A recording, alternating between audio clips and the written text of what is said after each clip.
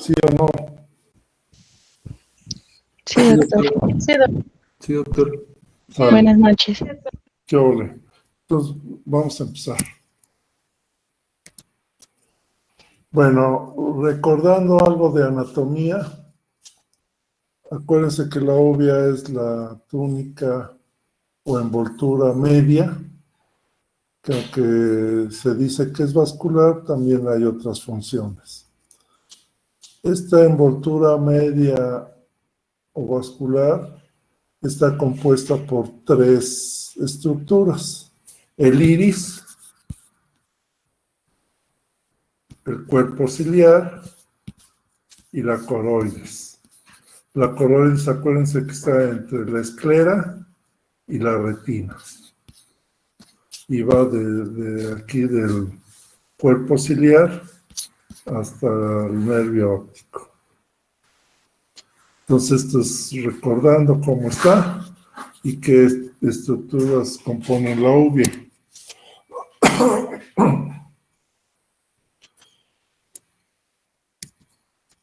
Vamos a hablar primero del iris. El iris es una membrana pigmentada, divide la cámara anterior de la cámara posterior, forma con la córnea un ángulo que es el ángulo irido-corneal y tiene un orificio central, generalmente redondo, que se llama pupila. Acuérdense que el iris contiene dos músculos, el esfínter de la pupila y el dilatador de la pupila. Y entonces eso nos permite que un ojo esté en midriasis o que esté en miosis. El iris, así como ven aquí, tiene muchos accidentes anatómicos. Tiene un collarete, se llama collarete. Tiene criptas, estas grandes se llaman criptas. Crestas, que son estas. Entonces, tiene todos estos accidentes anatómicos. Y está compuesto por un epitelio anterior, un estroma y un epitelio posterior. Así sencillo, no hay tanto que buscar. Luego atrás está el cuerpo ciliar. Esta es una vista posterior.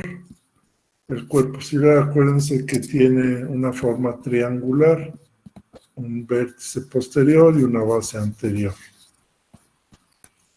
Entonces, este es el cuerpo ciliar visto por atrás. El cuerpo ciliar tiene dos partes. Una pars plicata, que está formada por los procesos ciliares, y una pars plana, que se continúa con la coroides hacia el lado posterior. La pars plicata, que está formada por los procesos ciliares, que son cada uno de estos, la importancia que tiene es que se produce el humor acuoso a este nivel. En el epitelio de los procesos ciliares se está produciendo el humor acuoso, que pasa a la cámara posterior y a través de la pupila pasa a la cámara anterior. Esa es la función importante. La otra función importante del cuerpo ciliar es que tiene al músculo ciliar, que junto con la zónula y el cristalino, aquí no se ve la zónula, pero bueno, va de aquí a acá. El músculo ciliar junto con la zónula y el cristalino llevan a cabo el proceso de acomodación. Entonces, eso es lo importante del cuerpo ciliar. Y la coroides, que ya está más posterior, esta sí es eminentemente vascular, ¿sí? Está formada como está esta imagen. Tiene de afuera hacia adentro, aquí está la esclera, tiene una membrana o una lámina supracoroidea. ¿Sí? Luego de esta membrana supracoroidea está una capa de grandes vasos, luego una capa de medianos vasos y luego una capa de pequeños vasos o coriocapilar. Y finalmente está la membrana de Bruch, que está íntimamente relacionada con el epitelio pigmentario de la retina. Entonces esas son las capas de la coroides. Membrana supracoroidea, capa de grandes vasos, capa de medianos vasos, capa de pequeños vasos o coriocapilar y la membrana de Bruch.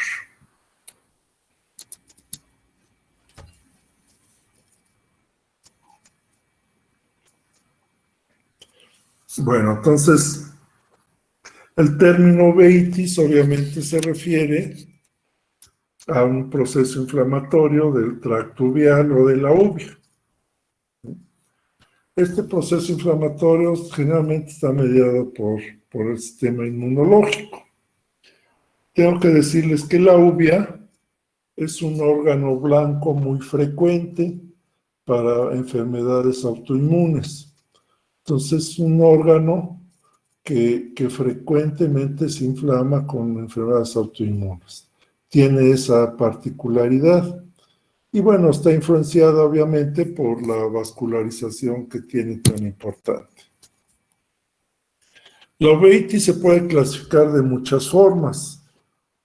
Hay una clasificación anatómica, una de acuerdo a la evolución, una patológica, una etiológica y una de acuerdo al origen.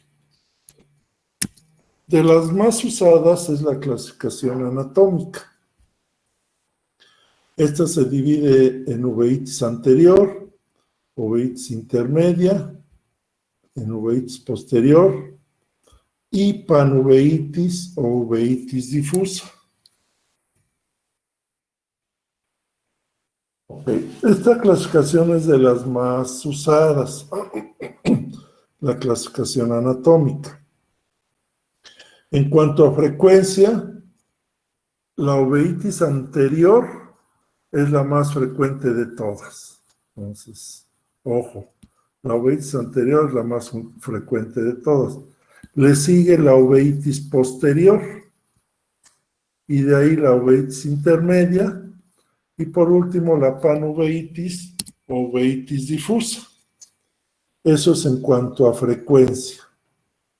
Más frecuente la anterior, luego la posterior, luego la intermedia y al último la uveitis difusa. En cuanto a la uveitis anterior, bueno, hay que considerar que hay algunas estructuras en el segmento anterior que participan en la uveitis anterior. Se puede inflamar el iris y entonces eso se denomina iritis. Se puede inflamar el cuerpo ciliar en su parte anterior y eso se denomina ciclitis. Y entonces, si se inflaman el iris y el cuerpo ciliar, se llama iridociclitis. Entonces, la uveitis anterior se puede dividir en iritis, en ciclitis y en iridociclitis. Ahora, algunos autores y en algunos libros ustedes van a encontrar que en lugar de mencionar uveitis anterior, lo mencionan como inflamación del segmento anterior. Y eso es lo correcto. ¿Por qué? Porque en las uveitis anteriores también hay participación de la córnea, como lo vamos a ver ahorita. Hay participación del humor acuoso y puede haber participación del cristalino, así como del ángulo iridocorneal. Entonces, no solo se afecta la uvea, sino se afectan otras estructuras. Por eso, inflamación del segmento anterior sería lo correcto. En la uveitis intermedia, hay varios cuadros que se pueden describir, pero solo vamos a hablar de la pars planitis.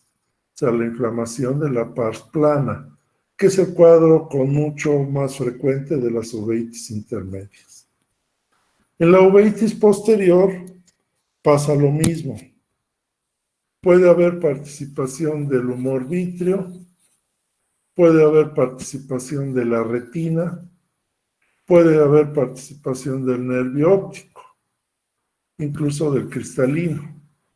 Entonces también muchos autores lo definen como inflamación del segmento posterior, ¿sí? Y la uveitis posterior, cuando se afecta a la coroides, la podemos dividir a su vez en coroiditis. Si se afecta a la retina, en retinitis. Y si se afectan las dos, hablamos de corioretinitis, si el foco infeccioso predomina en la coroides, o retinocoroiditis, si el proceso inflamatorio predomina en la retina. Entonces, otra vez, en las uveitis posteriores puede haber coroiditis, corioretinitis o retinocoroiditis, ¿sí? Entonces, se afectan las estructuras de aquí atrás. Y en la uveitis difusa o panuveitis, pues está inflamado tanto el segmento anterior como el segmento posterior.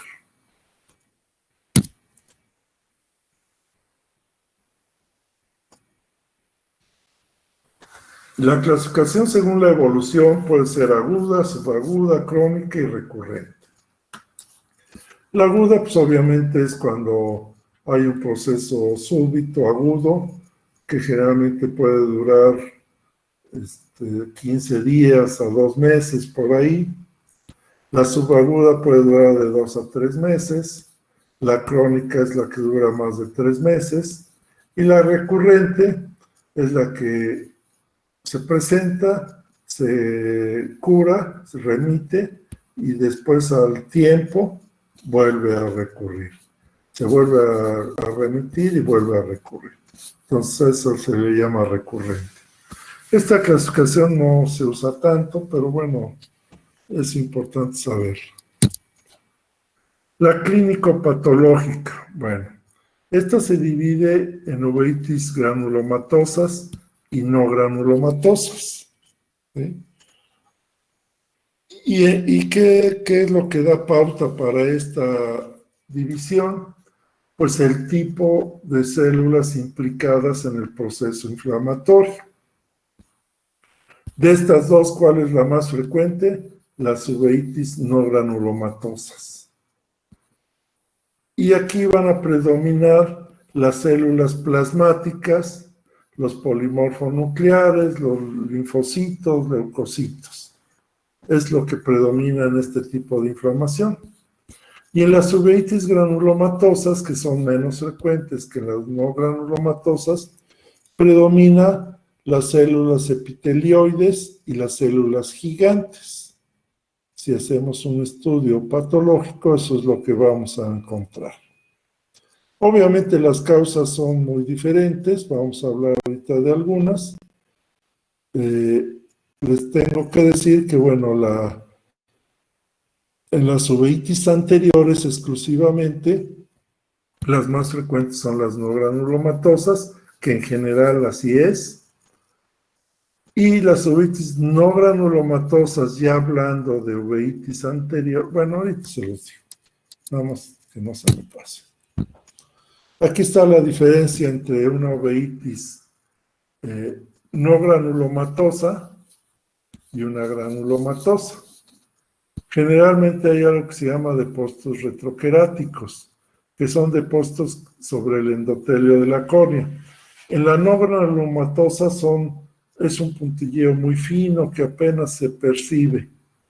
Y en las granulomatosas se ven estos depósitos retrocráticos gruesos, blanquecinos, que se llaman engrasa de carnero, que tienden a ser confluentes. Entonces es una forma de empezar a hacer un diagnóstico diferencial entre no granulomatosa y granulomatosa. Las uveitis también pueden ser de origen infeccioso o no infecciosas. Las infecciosas generalmente es por algún problema en el segmento anterior. Por ejemplo, aquí es una úlcera geográfica por herpes simple y generalmente en estas condiciones se da algo que se llama queratoveitis. Entonces, una queratitis que se complica con un proceso inflamatorio del segmento anterior. Y las no infecciosas, lo que predomina son las enfermedades autoinmunes, sobre todo en el segmento anterior. Según su origen, pueden ser uveitis exógenas o uveitis endógenas. Las uveitis exógenas son las que vienen de procesos patológicos del segmento anterior, como la que ya vimos, una queratitis herpética, pues nos va a dar una uveitis exógena. Una cirugía, por ejemplo, que se inflama el segmento anterior, pues es una uveitis exógena. Un trauma ocular, pues nos da una uveitis exógena. Y las uveitis endógenas vienen de patologías o de focos inflamatorios a otro nivel. Y lo clásico de estas son las enfermedades autoinmunes. Son las que más causan uveitis endógena. Esta sería una uveitis exógena. Si ven, es un paciente posoperado que se inflamó. Esta es una burbuja de aire. Tiene un nivel de ifema, tiene fibrina y está todo opaco porque hay un proceso inflamatorio importante. Ahora sí vamos a hablar de uveitis anterior exclusivamente. Ya quedamos que es la más frecuente de todas. También quedamos que puede ser no granulomatosa y granulomatosa. De esas dos, la no granulomatosa es la más frecuente. Y si esa es la más frecuente, las causas más frecuentes de uveitis anterior son las enfermedades autoinmunes. Entonces, en general, las causas más frecuentes de uveitis anterior son las enfermedades autoinmunes. ¿Cuáles? Pues hay muchas. Las más frecuentes son artritis reumatoide, lupus eritematoso, espondilitis anquilosante, síndrome de Reiter, artritis idiopática o artritis juvenil, lo que se llamaba antes, esclerodermia, enfermedad de Crohn, etc. Son muchas enfermedades autoinmunes que pueden producir uveitis anterior. De la uveitis no granulomatosa, que es menos frecuente, hay causas infecciosas y no infecciosas. De las infecciosas tenemos a la tuberculosis, a la sífilis, a la lepra. Si ustedes ven, pues son infecciones no tan frecuentes. Entonces son causas infecciosas de uveitis anterior de tipo granulomatoso. Y de las causas no infecciosas está la sarcoidosis, la poliangeitis de Wegener, principalmente esas, y algunas específicas que vamos a hablar ahorita. En cuanto al cuadro clínico, ¿qué va a referir el paciente? Va a referir dolor ocular de moderado a severo, fotofobia, le va a molestar la luz, ojo rojo y disminución de la agudeza visual, dependiendo del tipo de... no del tipo, dependiendo de la intensidad del proceso inflamatorio y de las complicaciones. La uveitis anterior generalmente es unilateral, aunque puede ser bilateral, pero con menos frecuencia. Entonces, tenemos un paciente que se queja de dolor ocular importante, que no tolera la luz, que tiene el ojo rojo. Podemos pensar o descartar una uveitis anterior. Entonces, Esos son los síntomas y hay que tomarlos en cuenta. A la exploración que vamos a encontrar, este es un dibujillo que ejemplifica varias cosas. Primero, pues obviamente el ojo rojo, a expensas. Acuérdense que la hiperemia puede ser conjuntival, ciliar o mixta, cuando están las dos, como aquí. Entonces, a la exploración vamos a encontrar una hiperemia ciliar o mixta. Podemos ver sinequias posteriores y eso nos da una pupila irregular. Podemos ver proteínas y células inflamatorias en segmento anterior e incluso la formación de un hipopio. Esto así de primera mano, así en forma muy gruesa. Yéndonos ya a una exploración ya más específica del segmento anterior, pues vamos a tener alteraciones en anexos, en conjuntiva, en córnea, en humor acuoso, en iris y en cristalino. En anexos, ¿qué podemos ver? Lo que más podemos ver es esto en algunas uveitis específicas, que ustedes ya saben que se llama poliosis, pestañas o cejas blancas. Cuando vemos esto, entre otras causas, debemos descartar una uveitis que se llama síndrome de Vogt-Koyanagi-Arada. Ahorita vamos a hablar, no vamos a hablar mucho porque es raro y no es el objetivo de este curso. Entonces, esto es una de las cosas que podemos encontrar. De repente, blefaroedema por las molestias que tiene el paciente. En conjuntiva, pues ya dijimos, hiperemia mixta como esta, estos son vasos ciliares. Acuérdense que esto nos habla de algo más delicado. Y vasos conjuntivales, que bueno, son como una reacción a esto mismo. Entonces, hiperemia ciliar o mixta. Aquí igual está ejemplificado algo. Y me voy a ir a la córnea. En la córnea, acuérdense que podemos encontrar depósitos. Esos depósitos que se adhieren al endotelio de la córnea no es otra cosa más que proteínas y células inflamatorias que se encuentran ¿en dónde? En el humor acuoso. Aquí está ejemplificado. ¿Sí? Entonces ya dijimos que en la córnea hay dos tipos de depósitos retroqueráticos. Los finos, que son poco visibles y se ven como un puntilleo muy fino, como tiza de gis, así se ven, casi no perceptibles, y los gruesos, que son en grasa de carnero, blancos y más grandes. Entonces, cuando son finos, acuérdense, ya lo mencioné, hay que pensar en una uveitis no granulomatosa, cuando son gruesos en una granulomatosa. En cámara anterior podemos encontrar dos cosas. Uno, son células inflamatorias. Esas células inflamatorias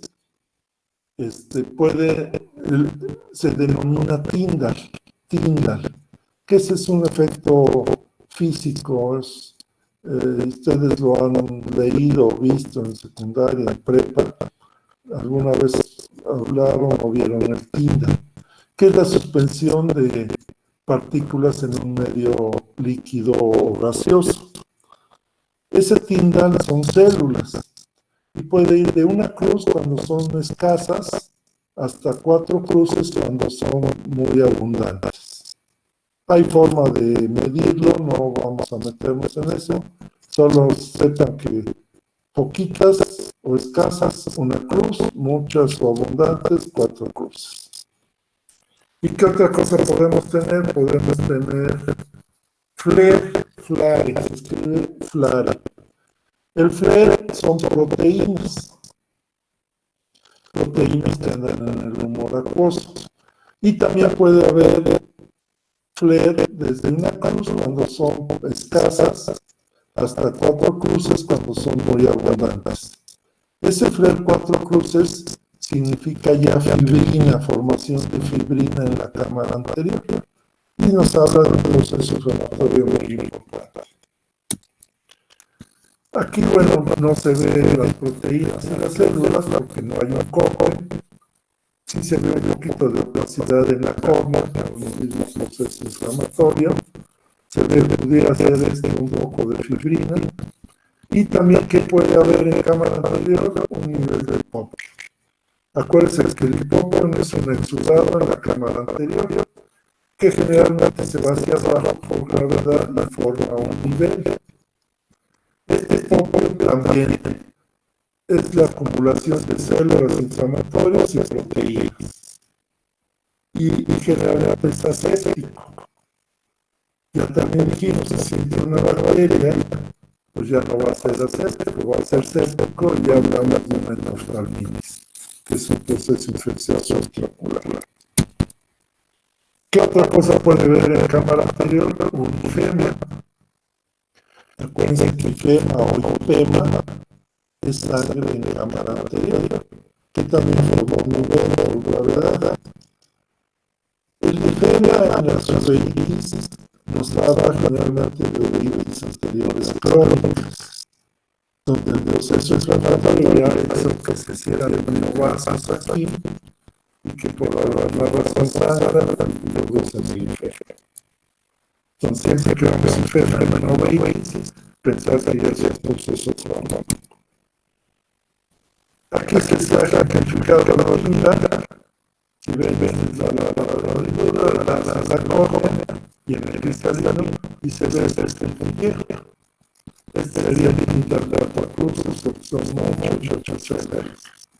Y el bebé, les decía yo, que el bebé 4 cruces forma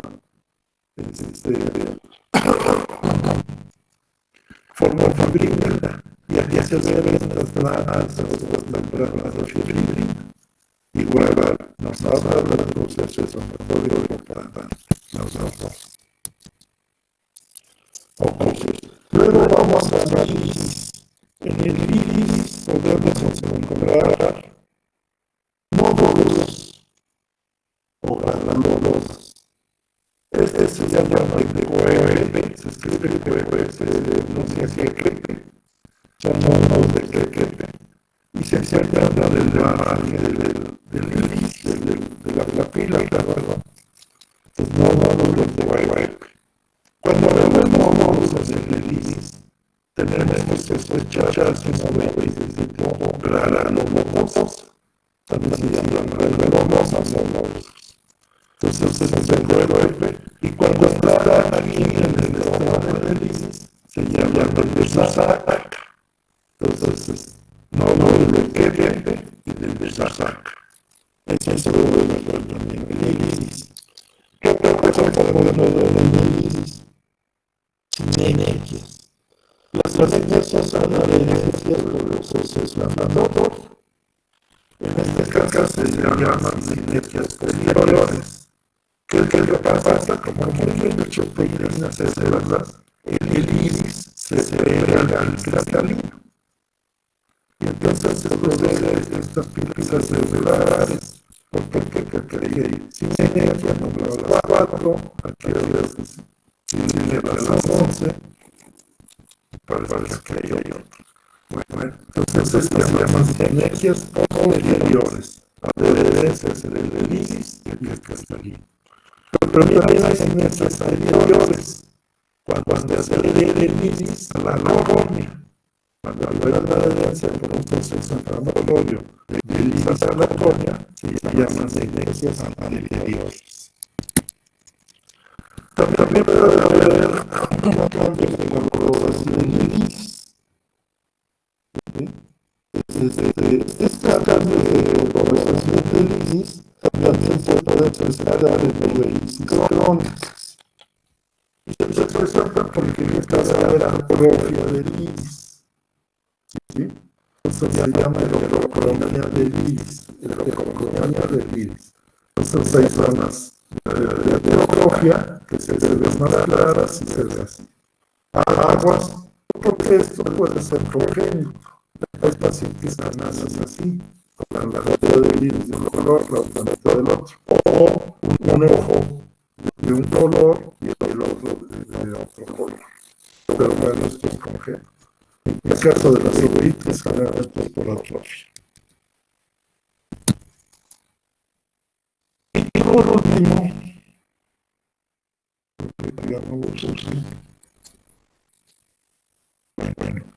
puede haber, acá no hay, pero bueno, puede haber opacidades en el cristalino. El mismo proceso inflamatorio, acuérdense que el cristalino es una estructura muy delicada. Entonces el proceso inflamatorio puede hacer que se empiece a opacar. Y finalmente es una de las complicaciones de las uveitis anteriores. La catarata y también el glaucoma.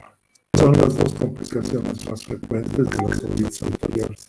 Catarata y glaucoma. Tratamiento y diagnóstico y tratamiento ahorita lo vamos a ver. Bueno, luego vienen las pars planitis. La pars planitis es una uveitis intermedia y es una uveitis específica. ¿A qué me refiero que es específica? Bueno, que es un cuadro ya bien estudiado, bien determinado, que generalmente no se asocia a ninguna otra cosa. La pars planitis afecta a niños y jóvenes. Entonces, si ustedes ven una uveitis en un niño, o en jóvenes, o en adolescentes, incluso adultos jóvenes, generalmente puede ser, o lo primero que hay que descartar es una pars planitis. Es bilateral, aunque casi siempre asimétrica. Quiere decir que casi siempre afecta más a un ojo que al otro. Decía yo que generalmente no se asocia a otras enfermedades, pero sí se ha demostrado que puede estar asociada a esclerosis múltiple. Esclerosis múltiple. Entonces, en pacientes con pars planitis hay que descartar que no tenga una esclerosis múltiple o que tiempo después vaya a desarrollar una esclerosis múltiple. El cuadro puede ir desde muy leve, prácticamente asintomático, hasta muy grave, que se pueda perder la función del ojo o incluso se pueda perder el ojo. Entonces, toda la gama tiene desde casi nada, que el paciente no siente nada, no es un hallazgo a la exploración del diagnóstico, hasta muy severo y que les va muy mal. El diagnóstico va de acuerdo con el cuadro clínico. Entonces, los hallazgos clínicos nos van a dar con el diagnóstico. ¿Qué presentan generalmente? Bueno, presentan el niño muchas veces no se queja de nada, a veces se queja de una baja visual no muy importante, de repente ojo rojo muy leve y de ahí no pasa. Casi siempre, no casi siempre, pero muchas ocasiones el diagnóstico se hace como un hallazgo. Van los niños para ver si necesitan lentes y a la hora de explorarlos pues les encuentra uno de esos cambios y podemos hacer el diagnóstico. El cuadro clínico también puede incluir, aparte de que puede haber un poco de ojo rojo y baja visual leve, puede haber miodesopsias. Las miodesopsias son la percepción de moscas volantes, así viene descrito en algunos libros. Entonces se ve en el campo visual que andan volando ahí como puntos, que pueden ser un poquito más grandes, un poquito más pequeños, y que se van a mover con la movilidad del ojo. ¿Por qué se producen miodesopsias en la pars planitis? Porque se inflama el vitrio anterior. el vitrio anterior se inflama. Y entonces esas inflamaciones, que son células inflamatorias, se van aglomerando esas células. Y entonces el paciente empieza a tener las miodesopsias. En la pars planitis hay unos signos que se pueden considerar prácticamente patognomónicos, que son los copos de nieve. Los copos de nieve son una aglomeración de células inflamatorias que se aglomeran así en forma redondeada, que se van juntando. Aquí es un dibujo, pero bueno, ejemplifica. Generalmente son periféricos e inferiores. Y estos copos de nieve, por gravedad, se van juntando y producen lo que se llama banco de nieve. Banco de nieve. Entonces les decía que esto es casi patognomónico de una pars planitis. Si exploramos a un paciente, le dilatamos pupila y vemos esto, entonces hay que descartar, y es un paciente joven o niño, hay que descartar pars planitis. Entonces el vitrio se ve involucrado, sobre todo el vitrio anterior en el proceso inflamatorio. Acuérdense ahorita de la anatomía, la pars plana pues, es la parte más posterior del cuerpo ciliar. Por lo tanto, está en la periferia de la retina. Otra complicación de las pars planitis muy frecuentes es la catarata. Al estar el proceso inflamatorio aquí detrás del iris, entonces el cristalino se empieza a opacar. Aquí hay una simetría posterior, porque también pueden coincidir con algo de uveitis anterior. Entonces, la catarata es algo frecuente en las pars planitis. Entonces, bueno, hay varias cosas que nos pueden auxiliar en el diagnóstico, como es un ultrasonido, como es una fluorangiografía, que nos ve o nos muestra algunas afectaciones. La fluorangiografía la vamos a ver en unas clases, cómo es que se hace y qué es lo que se ve. Pero bueno, también nos ayuda para el diagnóstico de pars planitis. Exámenes generales se pueden hacer, pero generalmente no aportan mucho, porque decía yo que no se asocian a otras enfermedades, por lo regular.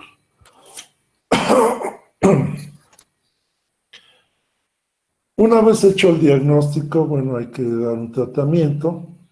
El tratamiento ideal, pues, son esteroides al inicio. Estos niños o jóvenes generalmente decidimos inyectar esteroides alrededor del ojo, ya sea subtenonianos, transeptales, y son esteroides de depósito. ¿Por qué no sistémicos? Pues que por los efectos secundarios, sobre todo que son pacientes jóvenes o niños, entonces pueden tener otras alteraciones sistémicas que no queremos. Entonces, esteroides locales, se pueden dar esteroides tópicos, de repente antiinflamatorios no esteroideos, no ayudan mucho, pero bueno, en algunos momentos se pueden usar. Y muchos de estos pacientes terminan con una terapia con inmunosupresores. Se les puede dar metrotexate o ciclosporina, en fin, hay varios esquemas que se pueden utilizar. Esta pars planitis con la edad tiende a ir disminuyendo y resulta que a veces ya en la edad adulta desaparece, ya no les vuelve a dar problemas. A veces sigue dando problemas, pero disminuye mucho la gravedad. Las complicaciones de la pars planitis pueden ser muchas. Ya dijimos las más frecuentes: catarata, puede haber también opacidades vítreas, puede haber desprendimiento de retina, puede haber hemorragia vítrea, puede haber neuritis óptica, edema macular cistoide, que es una causa frecuente de baja visión, y membrana epirretiniana. Todas esas complicaciones pueden tener una pars planitis. Por eso les digo que a veces les va muy mal si son cuadros severos o no se atienden a tiempo. Y bueno, ya después vamos a ver la uveitis posterior. La uveitis posterior es la segunda causa de uveitis en cuanto a frecuencia, primero la anterior, luego la posterior. Y bueno, ya dijimos que se puede afectar desde el vitrio, retina, coroides, nervio óptico. Es lo que podemos tener afección. Síntomas. La uveitis posterior tiene la característica que si ustedes ven un ojo macroscópicamente o incluso biomicroscópicamente, generalmente no va a tener problemas. Son ojos blancos, no hiperémicos, no dolorosos, si le buscan no tienen mayor alteración en el segmento anterior. Algunos pueden cursar con una uveitis anterior leve, no todos. Entonces, no hay así como algo muy evidente que se le pueda ver.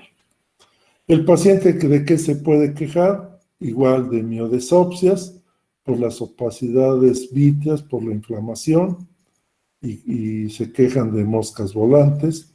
Metamorfopsias, puede haber metamorfopsias, sobre todo si se afecta el área macular. ¿Y qué son las metamorfopsias? Son alteraciones en la percepción de los objetos. Entonces se ven deformes, se ven chuecos, se ven más pequeños, se ven más grandes, en fin.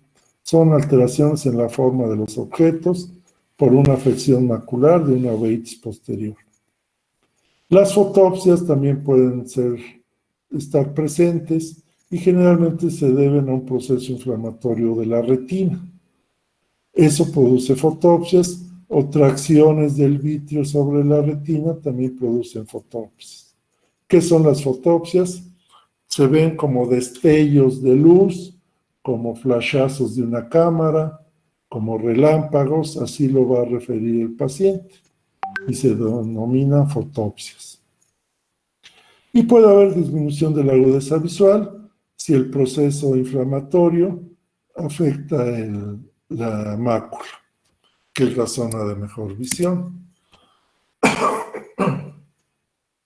¿Qué vamos a encontrar a la exploración? Pues en el vitrio también hay tindal vitrio, o sea, presencia de células en el vitrio.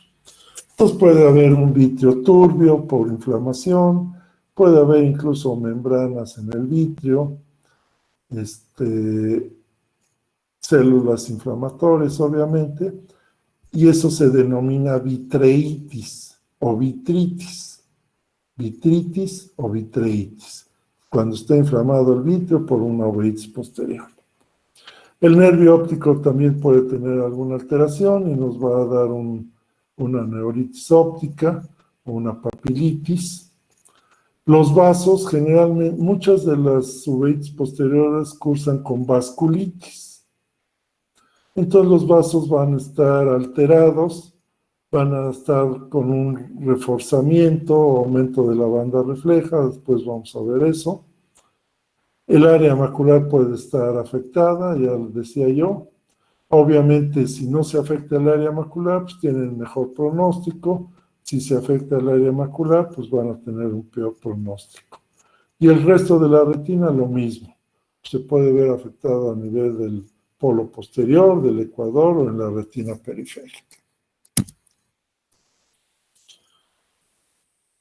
¿Cuáles son? Esta es una uveitis anterior con involucro del nervio óptico.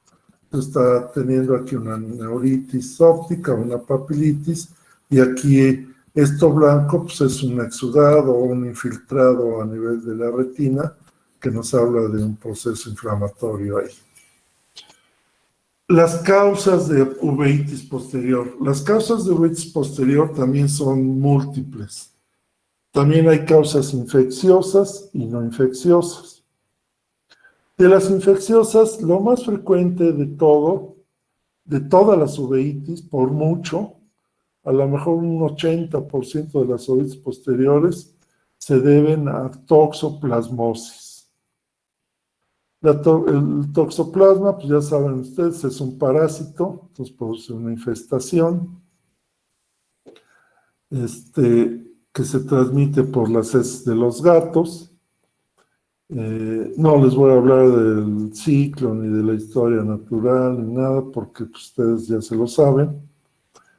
Pero bueno, penetran y forman quistes que pueden llegar hasta la uvea posterior. Entonces, la primera causa de uveitis posterior es la toxoplasmosis, por Toxoplasma gondii. La toxoplasmosis se describe que puede ser congénita o adquirida. Obviamente la congénita es más adquirida durante el embarazo que congénita. Y la adquirida, bueno, pues en cualquier tiempo después del nacimiento. Algunos autores refieren que no hay adquirida, sino que todas son adquiridas en el embarazo o congénitas y que los cuadros posteriores son reactivación del toxoplasma que ya estaba ahí. Algunos sí refieren que puede ser congénita y puede ser adquirida, que se puede adquirir de las dos formas.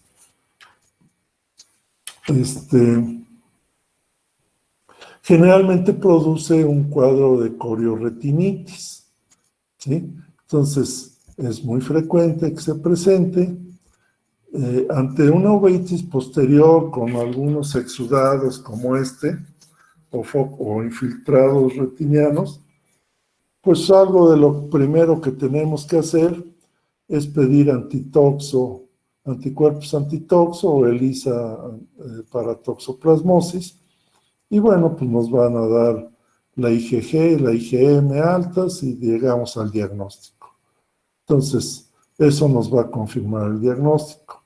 Aunque algunas pruebas salen negativas. Entonces nos guiamos más por la clínica que a veces por el laboratorio, pero es mandatorio hacer los estudios. Una vez que hacemos el diagnóstico de toxoplasmosis, bueno, la toxoplasmosis es clásico que se presente en cuadros como este, donde se ven zonas de infiltrado y cicatrices por cuadros previos. Esto es muy frecuente, que en un ojo que tenga toxo veamos cicatrices de ataques previos y focos agudos de infección. Por ejemplo, este infiltrado está mero aquí en el área macular y va a producir una baja visual importante. Aparte, la toxoplasmosis, aparte de producir estos infiltrados, produce vasculitis. Entonces, si ustedes ven aquí los vasos están muy irregulares, no están claros, tienen cierto reforzamiento, entonces produce vasculitis, produce vitreitis, por eso es que no se ve tan claro, se ve como nublado aquí, porque el vítreo también está inflamado. Y también pueden producir uveitis anterior. Esas tres manifestaciones de la toxo, vasculitis, vitreitis y uveitis anterior, se deben más a un proceso o una respuesta inmune al parásito que al mismo parásito. Bueno, una vez que ya tenemos el diagnóstico, ¿qué vamos a usar? Es de los pocos tratamientos que les voy a dar, y esto pues, por la frecuencia. Usamos pirimetamina, trimetopin con sulfamethoxazol,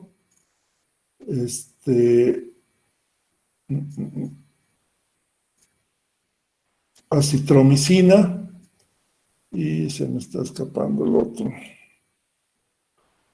Ay, Dios santo, este cerebro. Ahorita me acuerdo que se usa para anaerobios. A ver quién me sopla. Clindamicina. Ya me llegó un chispazo al cerebro. Entonces usamos generalmente 2 de esos 4 medicamentos. Puede ser pirimetamina con clinda, o pirimetamina con trimetopin, o clindamicina con trimetropin o con acitromicina 2. Y aparte agregamos esteroides, generalmente prednisona, para disminuir el proceso inflamatorio que produce el parásito. Más o menos el tratamiento es de 4 a 6 semanas, empieza a mejorar y se cicatriza y quedan bien. Pero siempre hay que tener el pendiente con el paciente de que puede hacer cuadros después y hay que tratarlos. Otro cuadro otra foto de fondo de ojo con cicatrices por toxoplasmosis. Aquí les presento una evolución del cuadro clínico. Es una toxo aguda con mucho infiltrado, mucha vitreitis. Aquí ya con tratamiento empieza a mejorar. Aquí ya empieza a ser fibrosis. Y aquí finalmente ya está fibrosado, ya tiene migración de melanocitos que ya nos hablan de un proceso ya curado, que deja esta fibrosis y que obviamente va a afectar la visión. Entonces, este es un cuadro más o menos severo, no como otros que son más localizados, menos severos. Entonces, esta es la evolución de un paciente con toxo. Ya pasando la toxo, tenemos otros cuadros, por ejemplo que es una retinitis por citomegalovirus. Retinitis por citomegalovirus. Y nos dan estos cuadros con infiltrados y hemorragia. Aquí hay uno más extenso, aquí hay otro.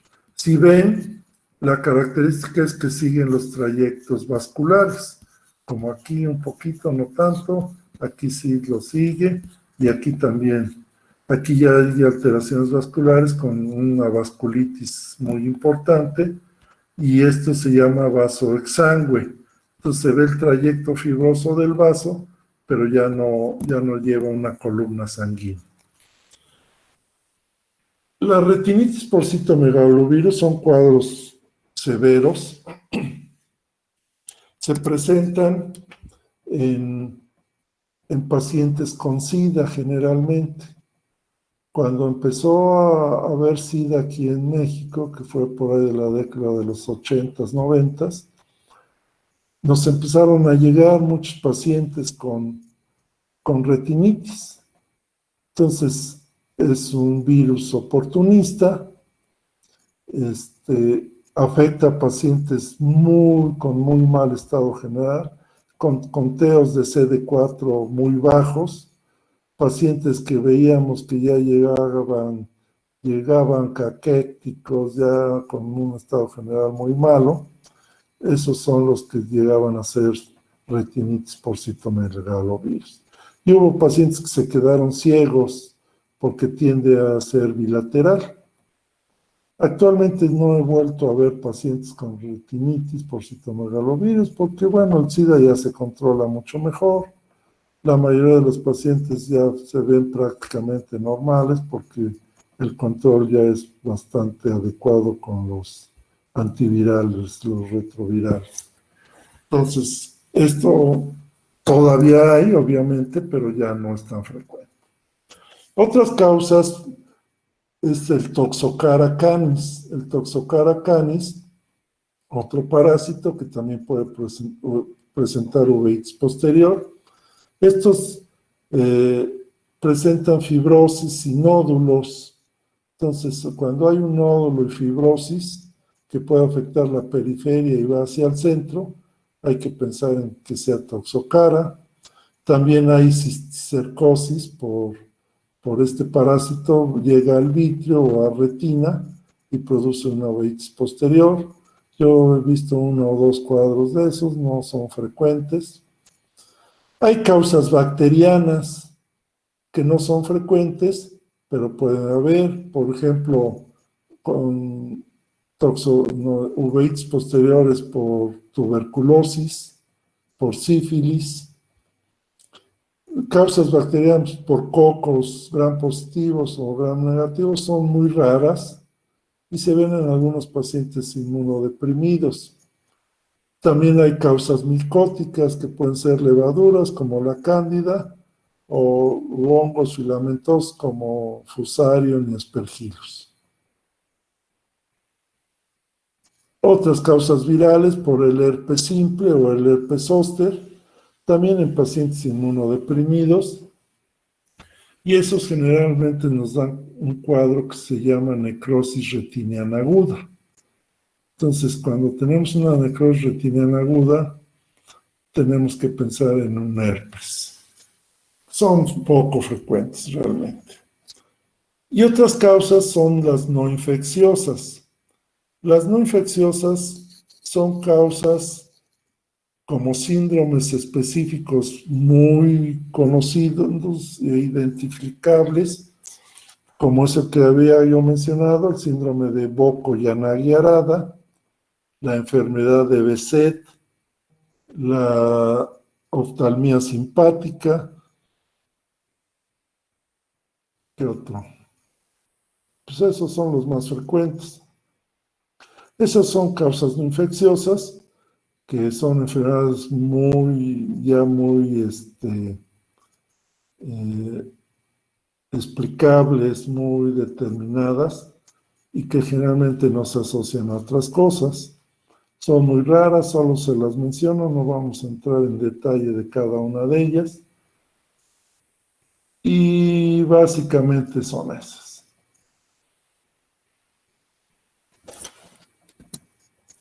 En general, ¿qué tenemos que hacer para el diagnóstico? Ya vimos que las causas son múltiples, infecciosas, no infecciosas, autoinmunes, etcétera. Entonces tenemos que hacer generalmente un estudio muy amplio del paciente. Claro, orientados a la etiología que estamos pensando. No va a llegar un paciente con una vez, pues mándale todo y que le cueste 30,000 pesos todos los exámenes y para ver qué tiene, no, tiene que ser algo dirigido. Si pensamos en toxo, pues le mandamos anticuerpos antitoxo y así. Generalmente exámenes generales sí hacemos, como biometría hemática, química sanguínea, pruebas inmunológicas, que van de las más sencillas a las más complicadas. Mandamos generalmente factor reumatoide, células LE, velocidad de sedimentación globular, proteína C reactiva, BDRL, y otras ya más específicas como anticuerpos anti-DNA, anticuerpos antinucleares, ANCAS, en fin, una serie de exámenes que podemos mandar para determinar la causa. Podemos hacer frotes y cultivos, ¿sí? A veces se hacen cultivos de vítreo, de cámara anterior, de humor acuoso, para tratar de determinar algún origen de la uveitis. Obviamente nos apoyamos por radiología con tórax. Pedimos de tórax cuando sospechamos tuberculosis o sarcoidosis, RX de articulares sacroiliacas cuando pensamos que puede ser una espondilitis anquilosante, de manos, pies o otras articulaciones para descartar artritis reumatoide, de senos paranasales porque a veces hay uveitis secundarias a sinusitis o procesos a nivel de los senos que por contigüidad pueden producir inflamación ocular. Obviamente la tomografía axial computarizada, pues para ver órbita, vasculares, cráneo y ver alguna posibilidad como cisticercosis o alguna otra. Algunos test cutáneos, como el PPD o la tuberculina, la refracción. Tenemos que hacer una refracción para ver si no hay alguna otra participación. Hacemos ecografía ocular, ultrasonido, también para determinar un proceso. La fluorangiografía, que ya les platico después cómo se hace. E incluso algunas biopsias para hacer un diagnóstico. Estos son algunos ejemplos de estudios que hacemos como esta es una biomicroscopía ultrasónica, que nos va a dar ese ultrasonido, que nos va a dar las condiciones de la córnea, de la cámara anterior, del cristalino, del cuerpo ciliar, el iris. Entonces nos va a ayudar para el diagnóstico de algo. Este es un OCT, una tomografía de coherencia óptica del segmento anterior.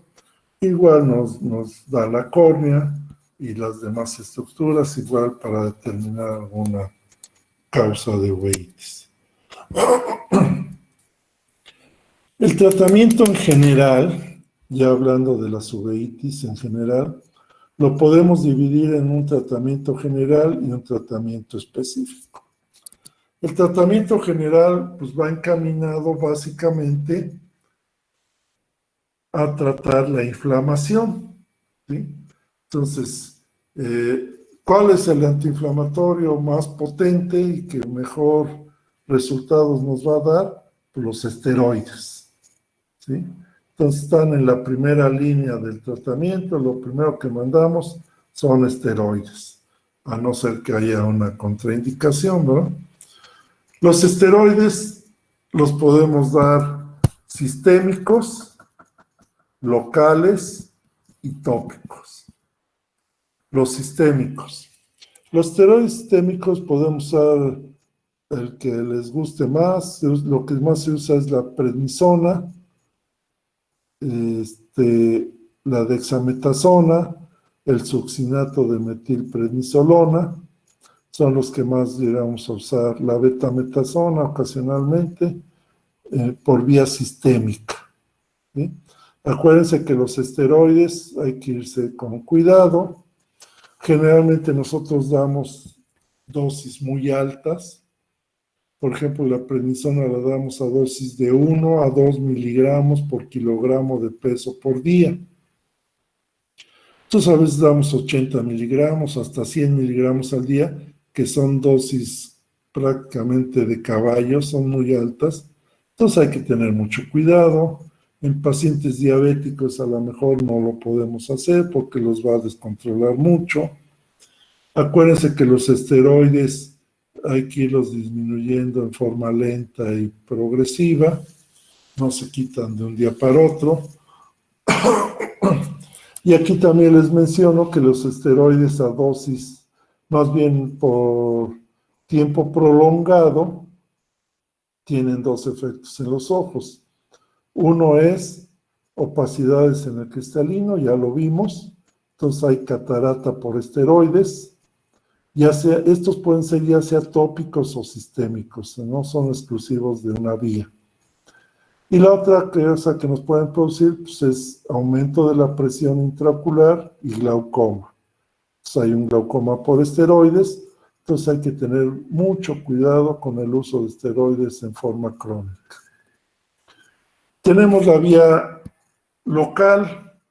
La vía local generalmente son inyecciones alrededor del ojo o dentro del ojo. Tenemos varias vías. Lo podemos inyectar por debajo de la conjuntiva y ese es subconjuntival. Lo podemos inyectar debajo de la cápsula de teno y esa vía es subtenoniana.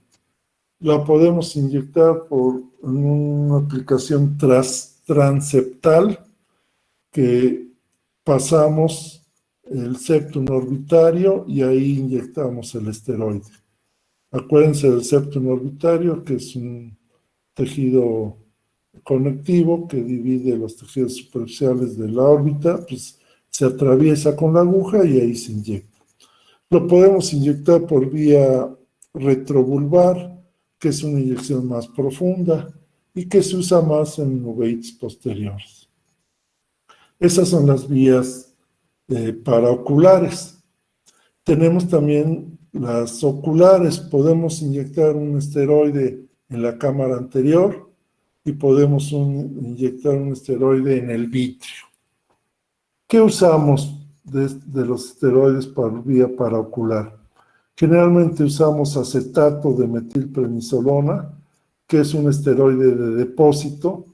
Quiere decir que lo inyectamos y su duración va a ser más o menos de 3, 4, 5 semanas en que lo podemos repetir si continúa el proceso inflamatorio.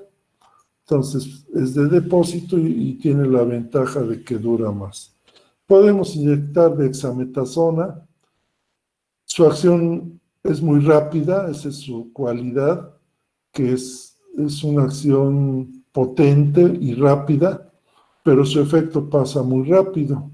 Entonces, a veces combinamos dexa con acetato de metilprednisolona para que actúe rápido, tenga potencia y nos dure el tratamiento. También podemos usar betametasona inyectada alrededor del ojo.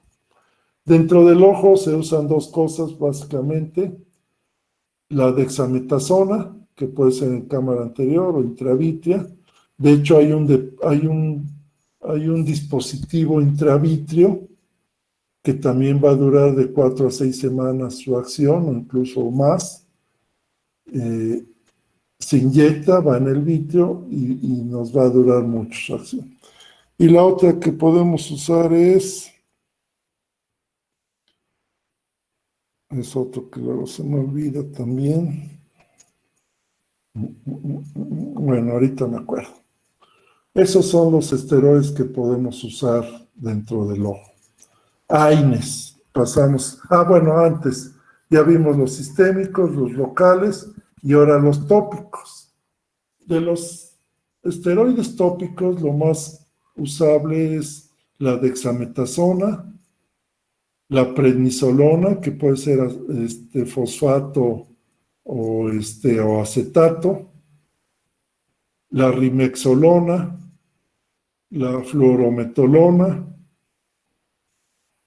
y el otro que también es el que es intravítrea, que también hay tópico. Ay, ¿cómo se me olvida eso? Bueno, ahorita se los digo. Igual se pueden usar cada 2 horas, cada 3 horas, cada 4 horas, dependiendo de la severidad de la inflamación.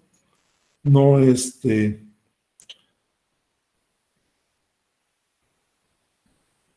no hay un cuadro, no una dosificación específica.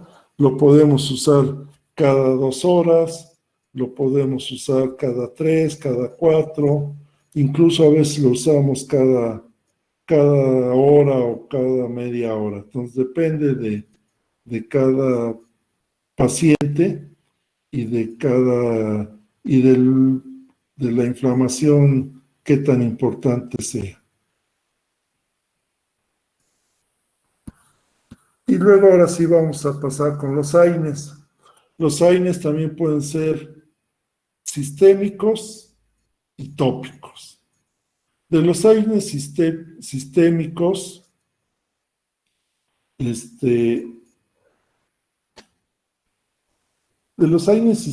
pues hay muchos.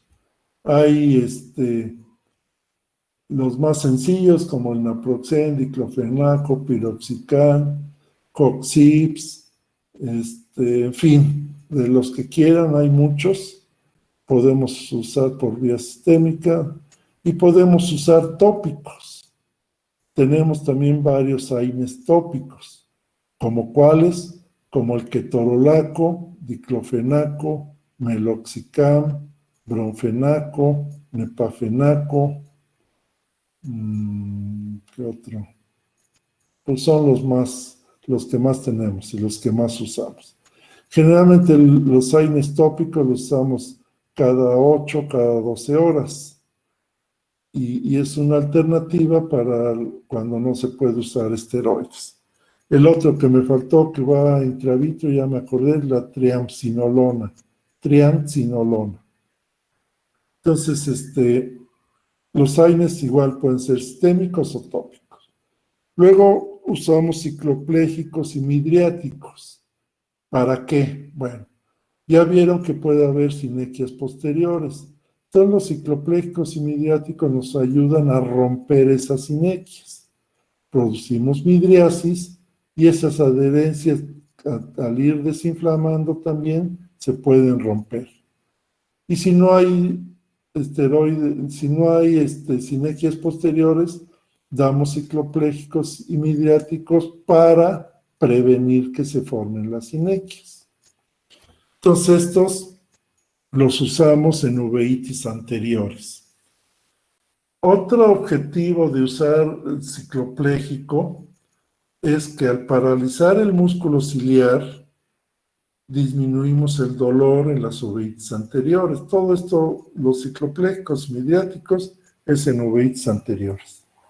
Entonces, una causa de dolor ocular es la contractura del músculo ciliar. Entonces, al dar un cicloplégico, lo paraliza, lo relaja y disminuye el dolor. Entonces, prevenir o romper sinequias y paralizar el músculo ciliar para disminuir el dolor. Ese es el objetivo de los cicloplégicos midriáticos, sobre todo en uveitis anteriores. Algunos pacientes tenemos que usar citotóxicos e inmunodepresores, ¿sí? Cuando el esteroide no funciona o empieza a haber complicaciones por los esteroides, tenemos que buscar un inmunosupresor. Se usan varios. Se puede usar desde metrotexate, ciclosporina, ciclofosfamida, satioprina, ¿qué otro? Son los que más se usan. Esos ya los usamos en combinación con un internista o con un reumatólogo. Ellos son los que nos ayudan para administrar esos medicamentos. Entonces, también se consideran ahorradores de esteroides. Entonces, si ya tenemos un problema con esteroides, podemos usar uno de estos para disminuir el proceso inflamatorio. Y por último, también podemos usar biológicos. Esto no es más o menos reciente. Entonces, algunos pacientes responden muy bien a biológicos, rituximab o algunos otros que ya se usan. Entonces, son factores de necrosis tisular y algunos otros. Cuando hablamos de tratamiento específico, el tratamiento específico cuando tenemos una causa reconocida de la uveitis, que pueden ser antimicrobianos, antiparasitarios, antivirales, como cuál, pues ya dije, en la toxoplasmosis, vamos a dar un tratamiento específico para el toxoplasma. En la tuberculosis, pues vamos a dar antifímicos. En el citomegalovirus vamos a dar antivirales como el ganciclovir. Entonces ya dependiendo de la etiología, vamos a dar un tratamiento específico.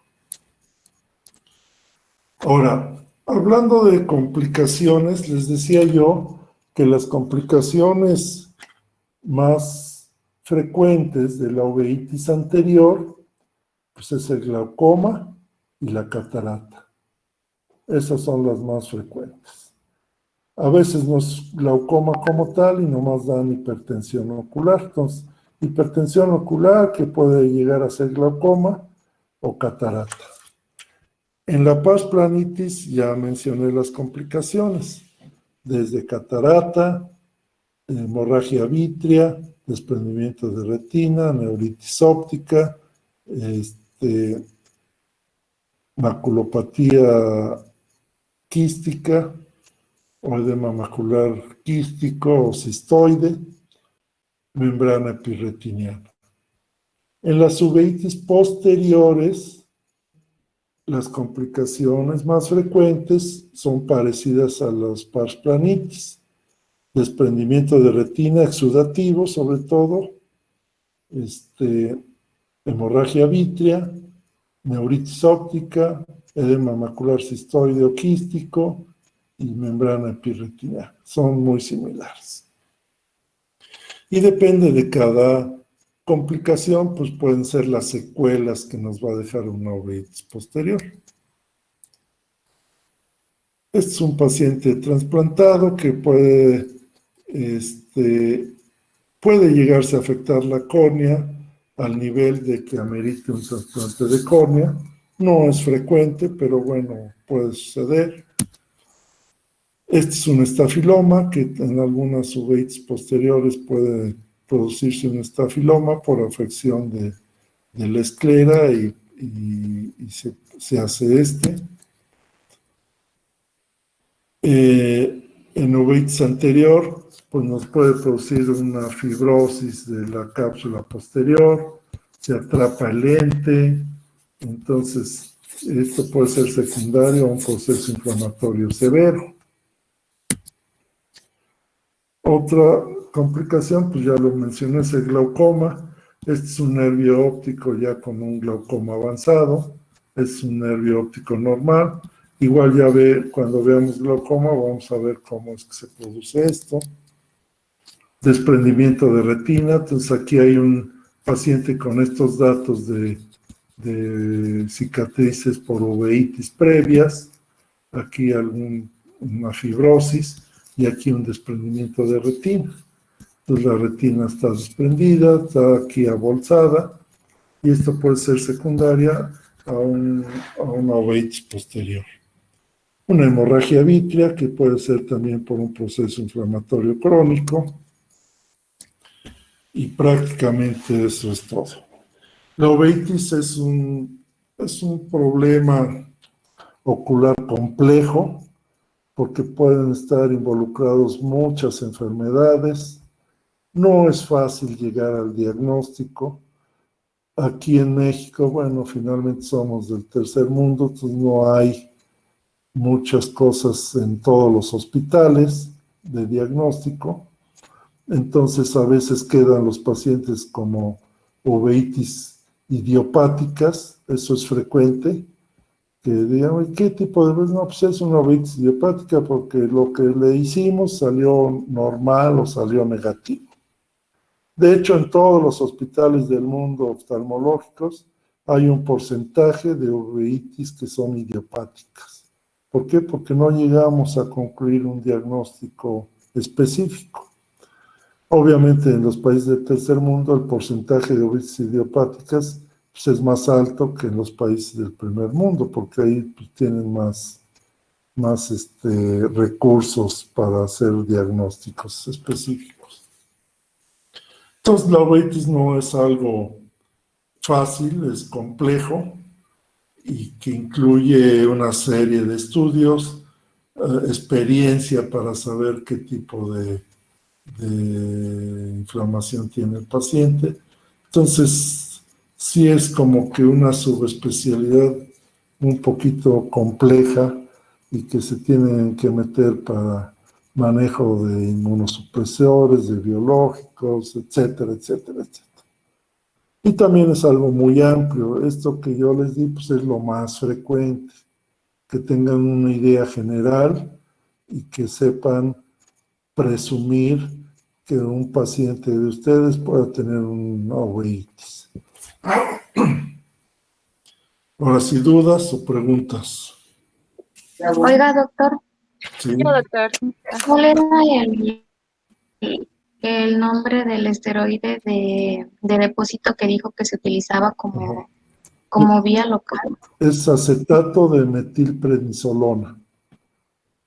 Se llama Depomedrol. En el comercio el nombre comercial es Depomedrol, pero es acetato de metilprednisolona. ¿Quién eres? Doctor, gracias. Orbe Sosa. ¿Orbe? Ajá, Orbe Sosa. Ajá.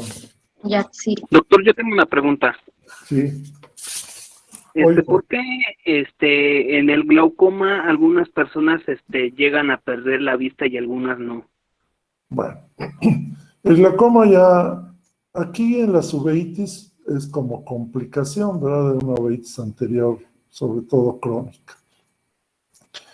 El glaucoma, pues lo vamos a ver después con mayor amplitud, pero bueno, el daño final del glaucoma es un daño a las fibras nerviosas de la retina y del nervio óptico. Entonces, si un glaucoma lo detectamos a tiempo y lo tratamos, pues no vamos a llegar a una ceguera.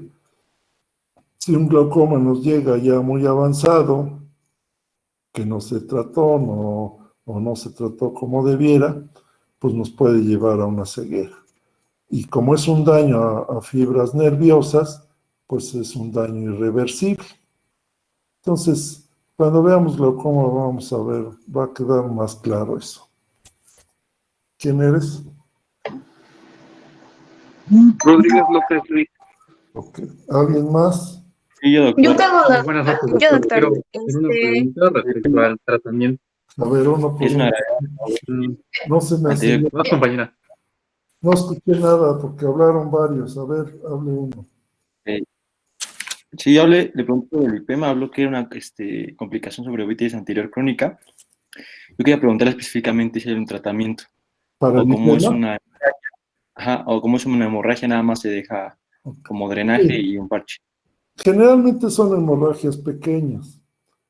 Hablando de uveitis, pues, son hemorragias pequeñas, que a lo mejor la prioridad es tratar el proceso inflamatorio. Y la sangre se va reabsorbiendo. Como el humor acuoso es como agua, esa sangre es más fácil que se reabsorba. Y entonces no hay que hacer nada más que antiinflamatorios, midriáticos, cicloplex, para que no se pegue, y generalmente cede. Cuando son ifemas totales, también lo vamos a ver después, entonces sí, ahí sí hay que valorar un lavado, se llama lavado de cámara anterior. Se entra con una cánula de doble vía, por un lado entra solución y por otro va uno aspirando y va uno sacando la sangre. Entonces depende del paciente, depende del grado de ifema y depende de que la presión aumente o no aumente en ese paciente. Pero en casos de uveitis casi siempre no hay que hacer nada, se reabsorbe. ¿Quién eres? Sí, Olivares Corona, Miguel Alfredo. Ok. Ahora sí otro.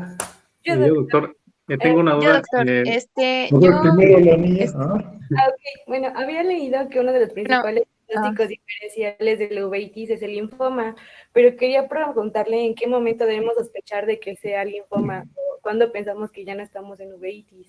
Bueno, más que un diagnóstico diferencial, es una causa. Un linfoma puede ocasionar una uveitis.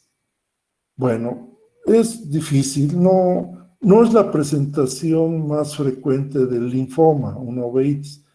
El linfoma más bien aparece como una masa en órbita o en glándula lagrimal, como una masa asalmonada, etc. Entonces, insisto, es más una causa que una complicación, ¿no? Y bueno, pensarlo, pues sobre todo en pacientes que ya tienen diagnóstico de linfoma. Y bueno, ya en el estudio de la uveitis, les decía que se hace estudios generales, incluso biopsias, etcétera, pues ahí ya podemos llegar a ver que es un linfoma. Pero no es frecuente, ¿eh? Más bien es muy raro como causa de uveitis. ¿Quién eres? Merino Rojas Camila. Ok. Ahora sí, el chavo. Sí, doctor, quería preguntar respecto, usted había mencionado sobre el tratamiento sobre las inyecciones intravítreas. Sí. ¿Eso cada cuánto tiempo debemos darle al paciente? Por ejemplo, supongo que tiene como una vida media, pero ¿cuántas veces es recomendado la inyección intravítrea? Depende del tipo de uveitis y de la gravedad de la uveitis. Les decía yo que hay un dispositivo de dexametasona que se puede inyectar y tiene la ventaja que dura de 4 a 6 semanas su liberación o incluso a veces hasta más. Entonces, se puede volver a poner otro, solo que con los esteroides intravítreos hay que tener mucho cuidado porque tienden a aumentar la presión. Y resulta que, bueno, si lo inyectas y te aumenta la presión, ya no hay forma de sacarlo, ¿no? Entonces lo único que nos queda es dar hipotensores oculares y vigilarlos y eso. Y a lo mejor eso te va a contraindicar el poner otro u otros. Entonces, la triamcinolona, ese no dura tanto su efecto. La dexametasona sola, sin el dispositivo, también no dura tanto su efecto. Entonces, generalmente se usan en una ocasión y, insisto, dependiendo de la etiología de la uveitis, se pueden repetir o una vez controlado el proceso inflamatorio, cambiar a otra vía o agregar un inmunosupresor en un dado caso de que se requiera. Lleva un riesgo los esteroides intravítreos, no son tan inocuos. Entonces, si con 1 o 2 dosis no mejoran los pacientes, pues hay que pensar mejor en agregar un inmunosupresor, porque es posible que ese paciente, poniéndole más, nos haga una hipertensión ocular y genere un glaucoma. Además, el dispositivo de dexametasona es muy caro. Va a estar como en 18,000, 20,000 pesos. Más la aplicación, pues échenle. Entonces, el repetirlo está como en chino. Se usa en algunos casos así, forma aguda, y después ya se ve otras alternativas. ¿Quién eres? Gabriel García. Ok. Ahora sí, ¿quién más? Yo, doctor. disculpe, Es La que cierto dijo que primero. Ajá, sí. nos mencionó que los ay, estudios deben de ser dirigidos, por ejemplo, específicamente a lo que sospechamos. Pero, Sí. por ejemplo, se puede presentar uveitis por tuberculosis, pero Sí. con ausencia de hallazgos pulmonares, ¿no? O sin estar Sí. asociado a alguna otra parte del organismo. Sí. Entonces, oftalmológicamente, ¿con qué signo o cómo sospechamos específicamente que el agente causal es tuberculosis? Eso es bien difícil. Muy difícil. De hecho, la sífilis y la tuberculosis, los subbiólogos, porque hay una subespecialidad de Nubia, le llaman las grandes simuladoras. ¿Por qué? Porque nos dan cuadros muy, muy diferentes. Nos pueden dar una uveitis anterior con granulomas en el iris, nos pueden dar una uveitis posterior. En fin, dan cuadros muy diversos y casi siempre después de buscarle otras causas, no, pues ¿y por qué no le buscas tuberculosis y SAS resulta que es? Entonces el VDRL no es tan específico en caso de sífilis, entonces a veces hay que hacer obviamente radiografía de tórax, y pruebas de tuberculina o PPD para ver la reacción. Y entonces eso es lo que sugiere el diagnóstico.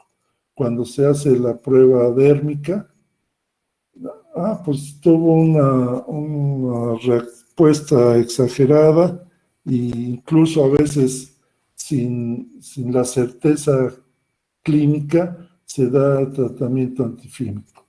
El último que yo vi, que he visto contados, me sobran dedos de una mano, el último que vi fue un veterinario que se infectó y sí se llegó al diagnóstico después de buscar 1000 cosas, se llegó a que era un tuberculoma en polo posterior. Entonces sí, no es nada fácil, pero sí ayuda mucho la prueba dérmica, las intradermoreacciones. Ok. Gracias. ¿Y quién eres? Pina La Paredes. Ajá. Luego la otra niña que quería hablar. Gracias. sí, yo, doctor. Sí. La exposición al humo del cigarro podría ser un factor que aumente el riesgo de tener uveitis. No. Produce muchos problemas, ¿no? Pero no está reportado como causa directa o un factor de riesgo directo para uveitis. Espérame, porque no encuentro, siempre se me esconde Espínola, ya. ¿Tú quién eres? Daniela Santiago Rocha. Santiago Rocha. Ok, ¿alguien más? Doctor, una duda. En el tratamiento de uveitis, ¿Sí? ¿qué pasa en un paciente con hipersensibilidad a corticosteroides? Eso es muy raro. La verdad es que hay pacientes que se dicen alérgicos a esteroides, que es muy raro. O sea, ¿cuál es el medicamento ideal para las alergias? Los esteroides. Entonces, es muy raro y casi siempre resulta que no, o a veces son alérgicos a los vehículos que llevan ciertas presentaciones, ¿no? Entonces hay que buscarles, o sea, hay que buscarles, cambiar el esteroide. Los reumatólogos hacen ahí por ahí algunas pruebas y cambian el esteroide. Y si realmente es, pues está en chino, es la peor maldición que pueda tener alguien, ¿no? Porque hay enfermedades muchas que finalmente te cura el esteroide.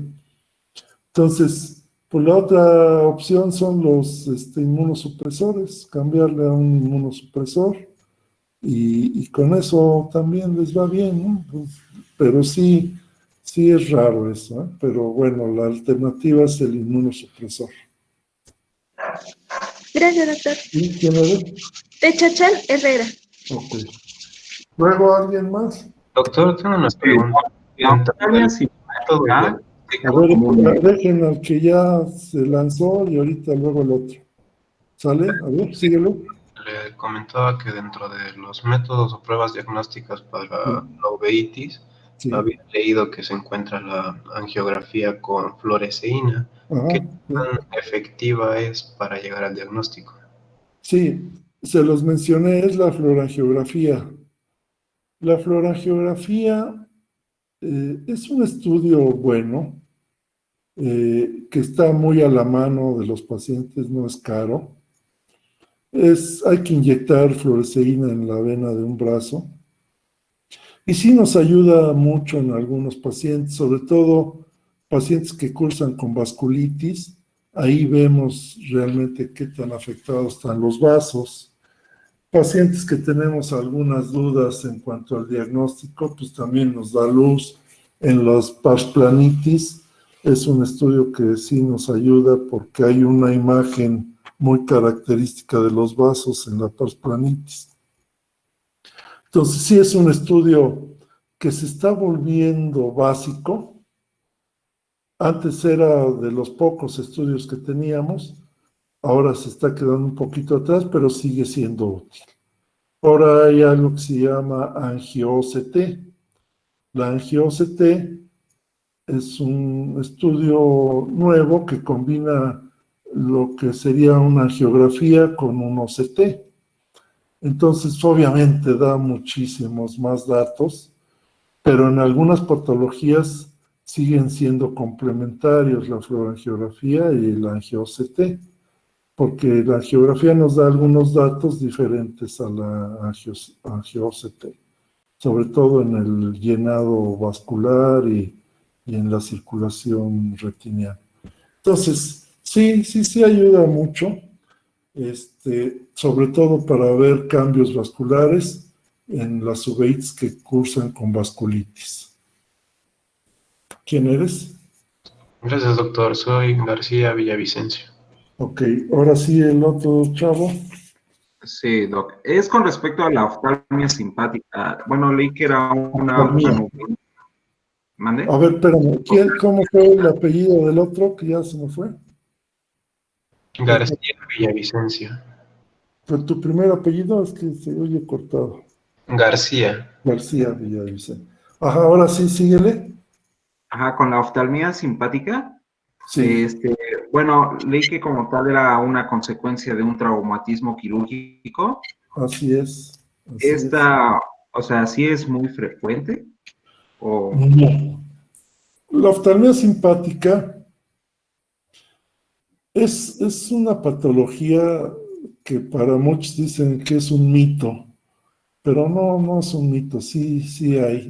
Realmente muchos oftalmólogos nunca han visto una porque es poco frecuente. Yo he visto una.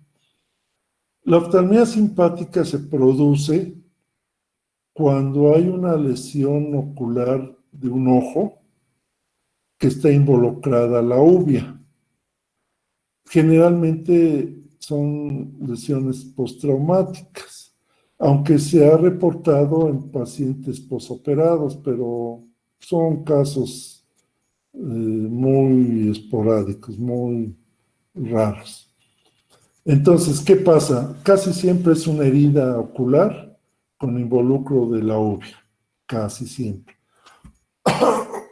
¿Y qué es lo que pasa?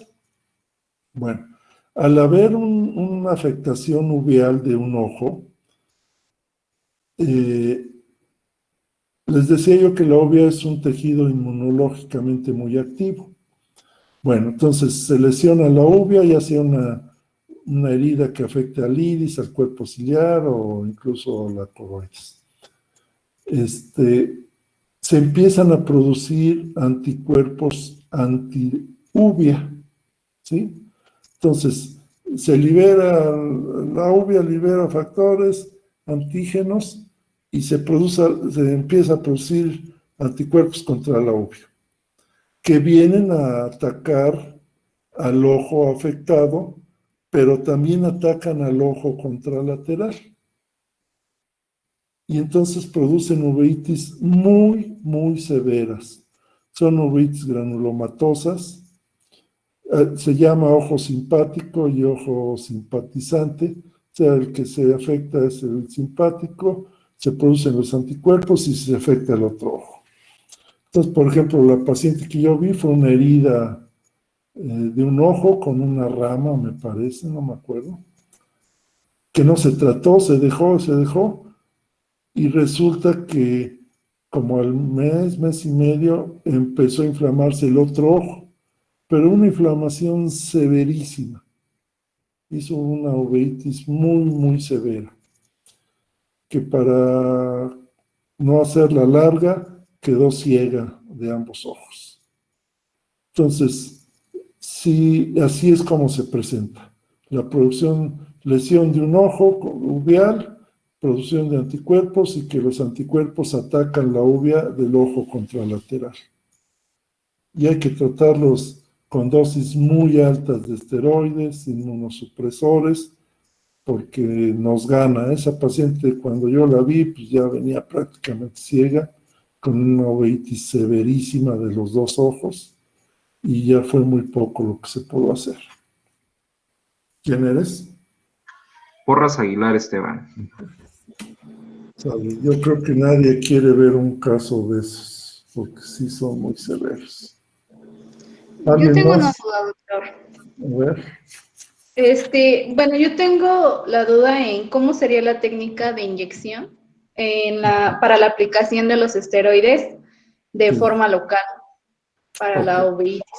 Sí. Okay. Son inyecciones que, dependiendo de la vía que vamos a usar, que generalmente no se usa anestesia, se ponen en vivo y a todo color. Entonces, usamos anestesia tópica, que es poco lo que ayuda, y se pone la más traumática, digamos, es la intravítrea. Entonces, más o menos ubica el limbo y te vas a 4 milímetros hacia atrás, y con la aguja finita, la más fina, usamos la más accesible, es la aguja gris que traen las jeringas de insulina. Es un calibre 26, si no mal recuerdo. Y se la deja sirene, o sea, hay que atravesar esclera, córnea, retina, se inyecta en el vitrio. Esa es como que la más traumática. Hay pacientes que no se quejan tanto, y sí hay pacientes que sí se quejan mucho. Y las otras, pues igual no son tan dolorosas. Una de las más frecuentes es la transeptal, igual con una aguja 26 y se inyecta. Y son dosis muy pequeñas. Generalmente se inyecta una décima. Intravítrea, generalmente se inyecta una décima. Ve las jeringas de insulina, vienen divididas en décimas, entonces 10 rayitas. Solo una décima. O sea, es casi nada, eso es lo que se inyecta. Entonces, lo que duele, pues sí debe de doler, a mí nunca me han puesto una, ni quiero. Lo que debe de doler es el piquete, ya el medicamento ya no es tanto porque es muy poquito, insisto, lo más que inyectamos intravítreо es una décima. Y transeptal o retrovulvar inyectamos 1 mililitro. Igual medio se quejan poquito, pero se pasa luego, no es tan traumático. Y subconjuntival igual, debajo de la conjuntiva, eso es fácil. Se pone una gota de tetracaína, que es un anestésico tópico, y se inyecta.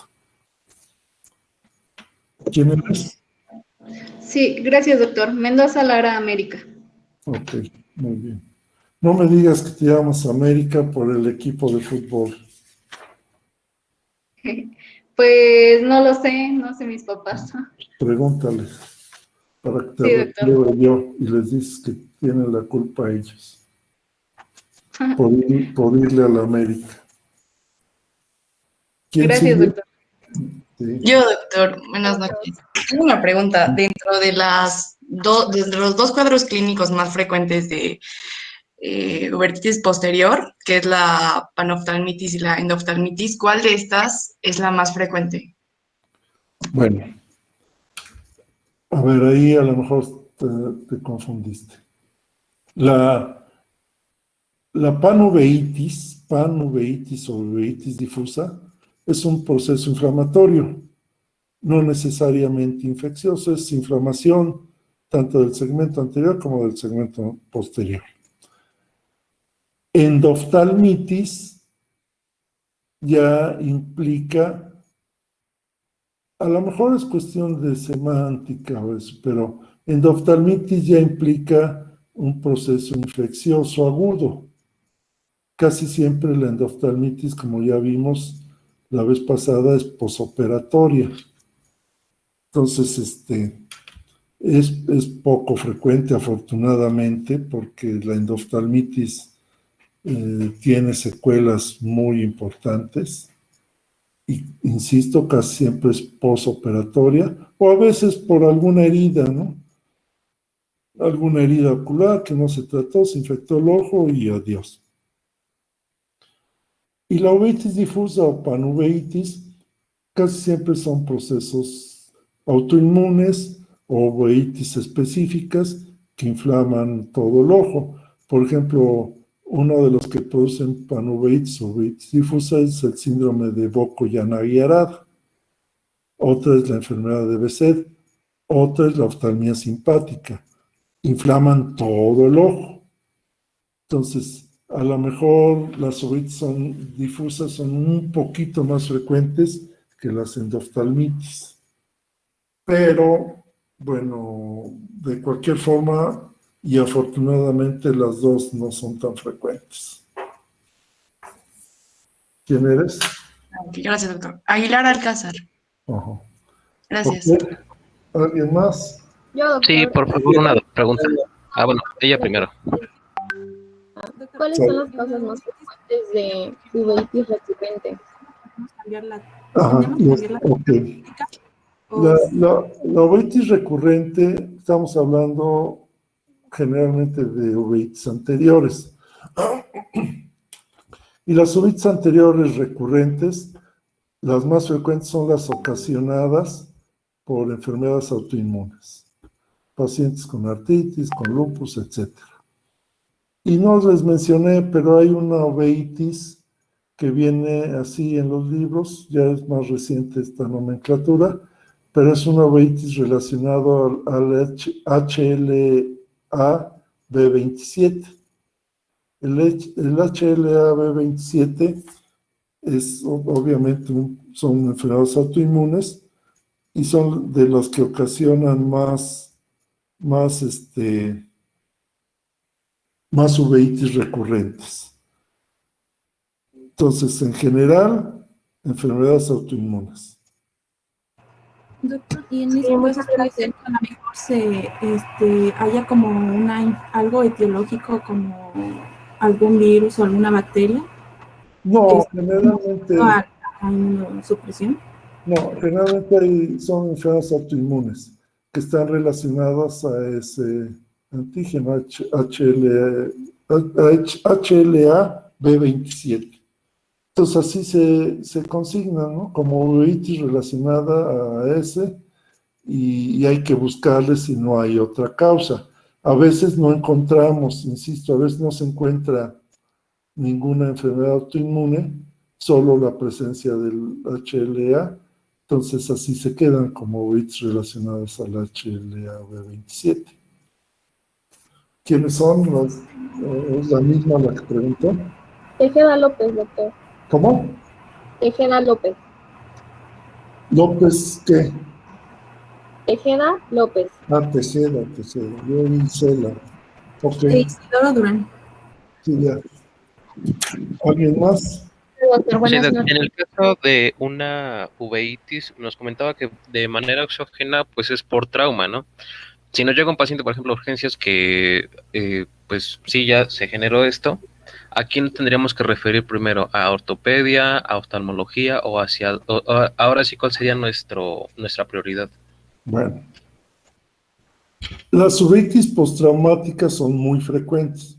Si tú juegas fútbol y te dan un balonazo, generalmente va a ser una iridociclitis. O te dan un pelotazo, va a ser una iridociclitis.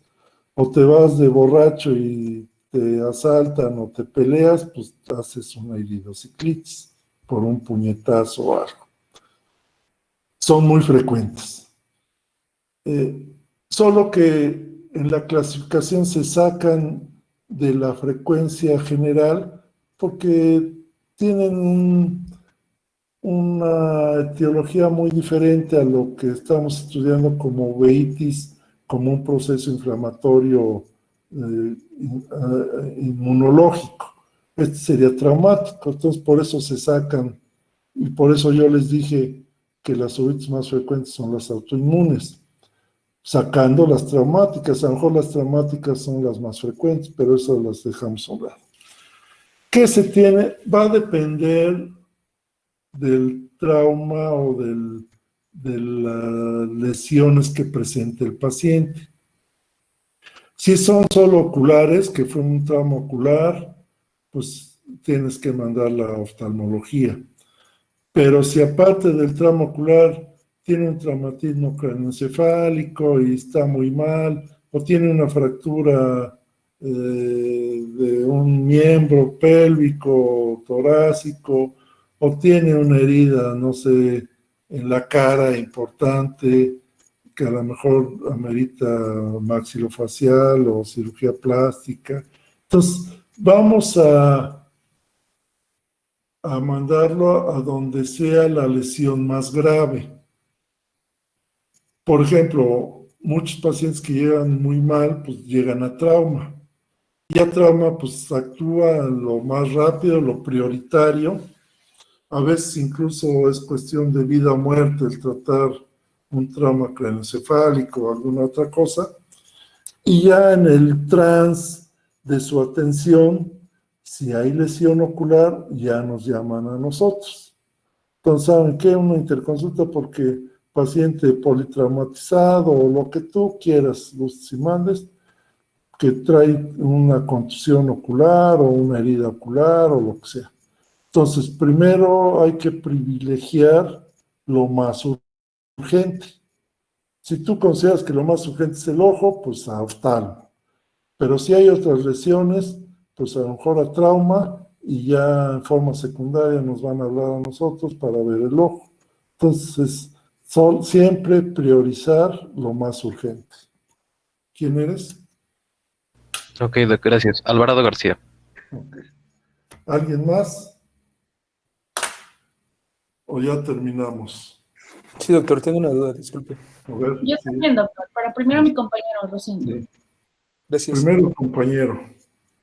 Ok, gracias.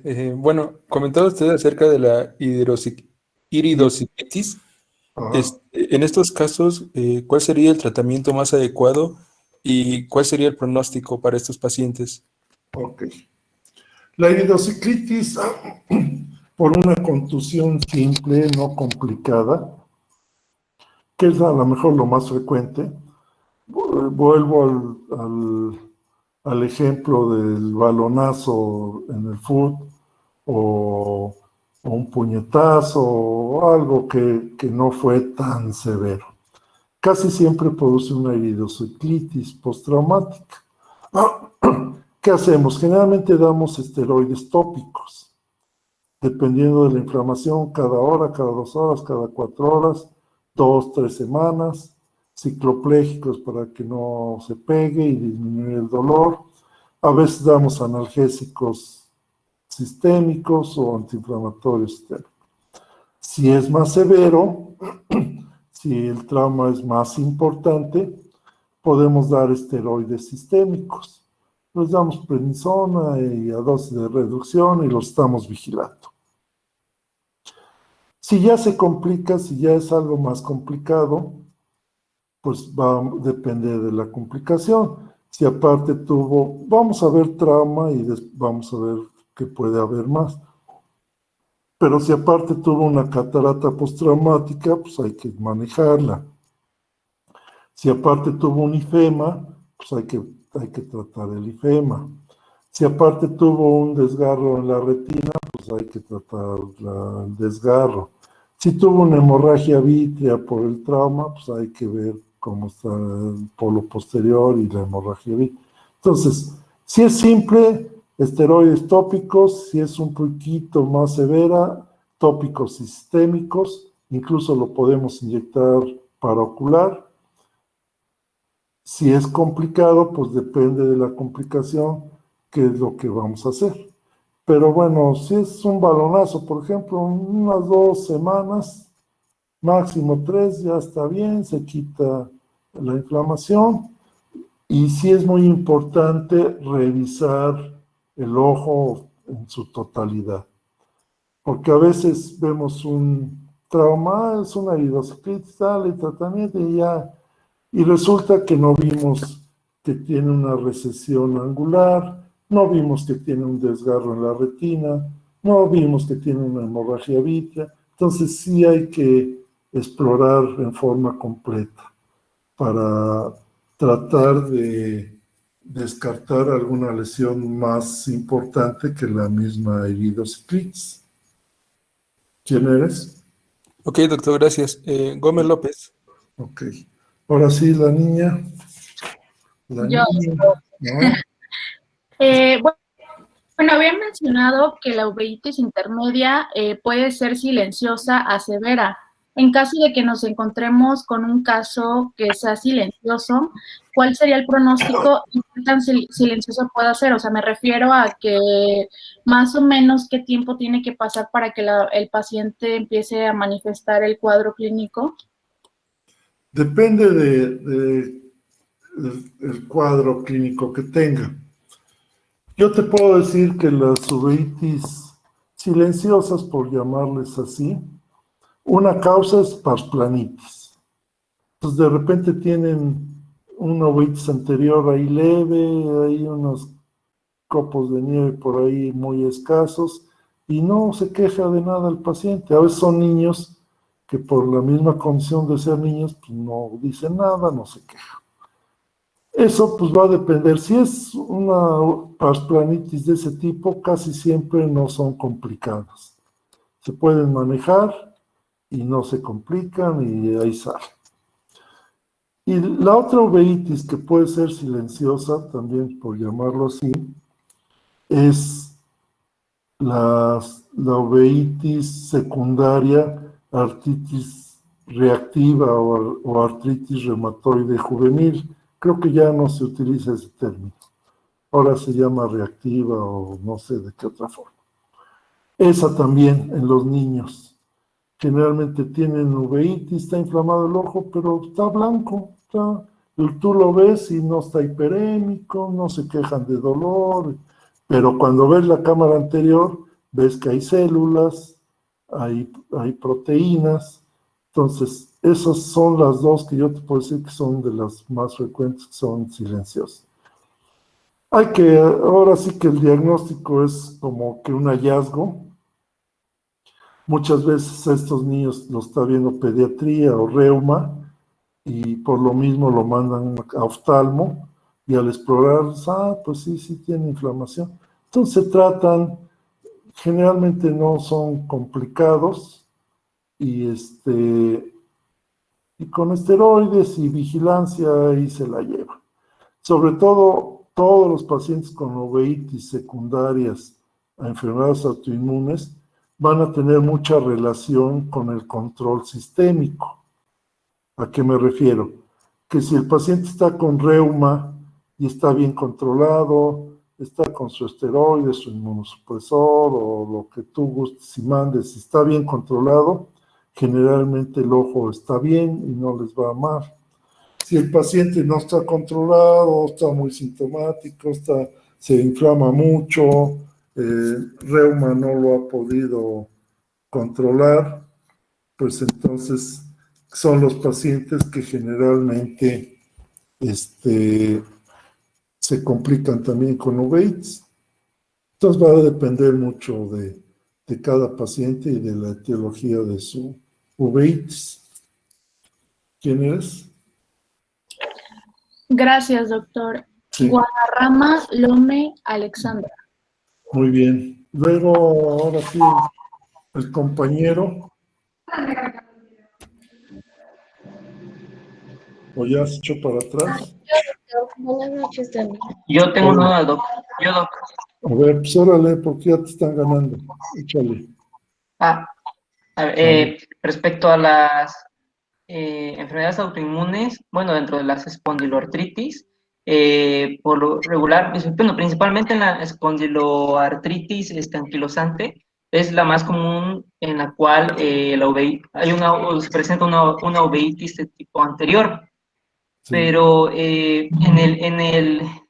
bueno, más que nada en su experiencia, estos pacientes, como se había mencionado, si ya están controlados con reuma, entonces la probabilidad de que desarrollen uveitis anterior, pues es casi muy, pues baja, ¿no? Pero en este caso, por ejemplo, si el paciente ya presenta uveitis anterior y se trata con corticosteroides tópicos, y una vez controlado en reuma, ya no hay posibilidad de que vuelva a remitir a recaer, pues, no sé si me expliqué. Sí. Ok. La espondilitis anquilosante es uno de los cuadros autoinmunes que más uveitis dan. Entonces hay pacientes que ya están diagnosticados con espondilitis anquilosante. Son de los cuadros que no son tan difíciles de diagnosticar porque, bueno, les hace sus placas y sale. Son de los pacientes que más batallan con uveitis. Como decía, si están controlados por reuma, pues van a estar mejor, pero aún así a veces hacen uveitis recurrentes. Y son pacientes que a veces el quitar la inflamación es muy difícil. Hay que darles esteroides tópicos, hay que inyectarlos a veces, hay que decirle a reuma que modifique o que aumente dosis. Entonces, sí yo te podría decir en mi experiencia que de los que más uveitis recurrentes dan son los de espondilitis anquilosante. Y como hacen uveitis crónicas, pues a veces se complican con catarata o con glaucoma. Entonces son pacientes que generalmente tienen que tener un control en oftalmo y en reuma. Y bueno, algunos se logran controlar, pero nunca hay que dejar de vigilarlos porque tienden a hacer de nuevo. Y sí, es un hecho que a mejor control sistémico, mejor condición ocular. A mayor descontrol sistémico,